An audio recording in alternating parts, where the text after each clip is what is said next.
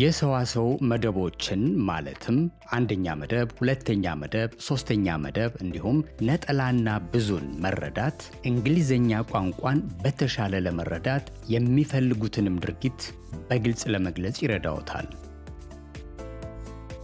ይህንን ማወቅ እጅግ አስፈላጊና በጣም ጠቃሚ ሆኖ ያገኙታል።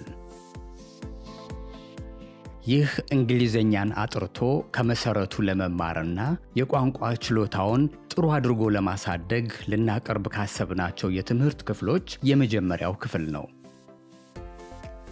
ይህንን ትምህርት ጥርት አድርገው ከያዙት ቀጣዮቹ ክፍሎች በዚህ ላይ መሰረት አድርገው የሚዘጋጁ ስለሆነ የቋንቋ ችሎታውን በቶሎ ያሳድጋሉ። ይህንን የሰዋሰው የመጀመሪያ ክፍል ካጠናቀቁ በኋላ ጥያቄ ካለዎት ያቅርቡልን። በቀጣይ የሰዋሰው ክፍሎች ደግሞ ግስ እንዴት እንደሚረባና ሌሎችንም ቀለልና ግልጽ ባለ መንገድ እንማራለን።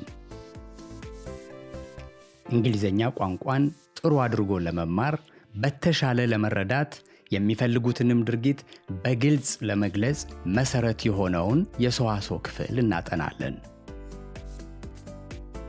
ይህንን ማወቅ እጅግ አስፈላጊና በጣም ጠቃሚ ሆኖ ያገኙታል። በዚህ የሰዋሰው ክፍል 1 እኔ ከሚለው አንደኛ መደብ ነጠላ አንስተን እነሱ እስከሚለው ሶስተኛ መደብ ብዙ አጥርተን እንማራለን። ቪዲዮ አጭር ስለሆነ በቶሎ ይማሩታል ብለን እናስባለን። ሰብስክራይብ ያላደረጋችሁ ሰብስክራይብ ማድረግን አትዘንጉ። ዝግጅቱን ጠቃሚ ሆነው ካገኙት ላይክ እና ሼር አድርጉ። የክፍል 1 ትምህርቱ እጥርና ምጥን ብሎ ይቀጥላል።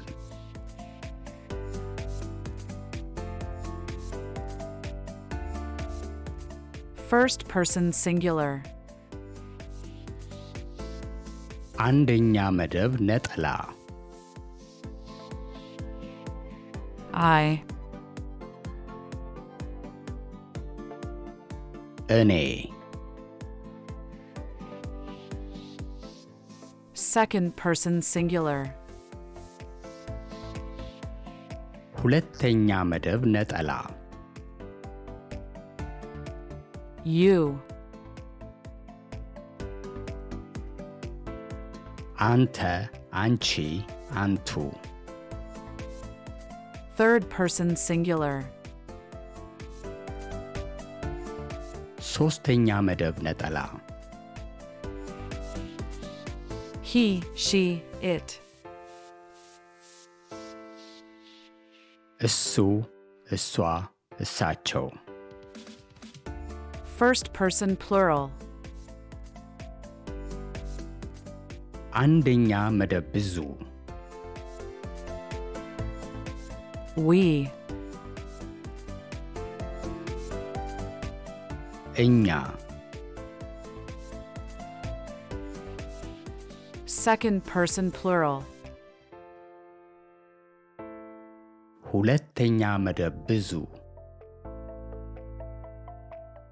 You. እናንተ። Third person plural. ሶስተኛ መደብ ብዙ They. እነሱ